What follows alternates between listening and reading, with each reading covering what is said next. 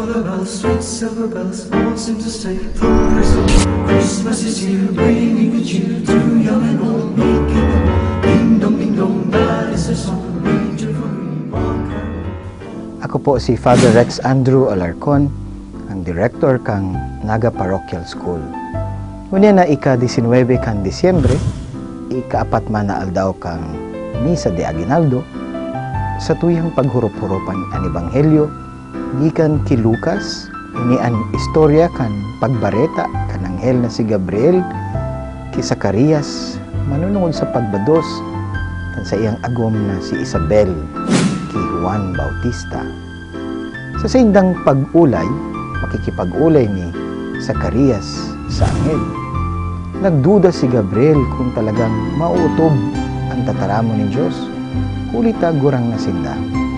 Alagad ang Diyos totoo sa iyang mga tataramon. Huli kan sa iyang pagduda, dahil nakapagtaram si Zacarias sagkod na ipangakit si Juan Bautista. Mga tugang ang Diyos, danay na nagkikipag-ulay sa to sa mga pangyayari kan sa tuyang buhay, sa banal na kasuratan, sa tuyang pagpamigdi, sa liturhiya.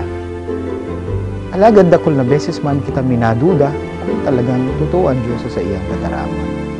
Asin, minasuhay kita sa iya. Sabi kan anghel, si Juan Bautista, yung magiging instrumento kan pagbalik ng dakol sa Diyos. Nga tugang, ang pag-andam para sa Pasko, liwat man na pagbalik sa Diyos. Minasuhay kita, huli kan sa tuyang maraot na pag-isip, pagtarama singgibo. Ining panahon, ining nawawalat na panahon bago mag-Christmas, panahon tanganing magbalik sa Diyos, tanganing baklion ang sa tuyang mga gawe, mga gibo, na minasuhay sa Diyos.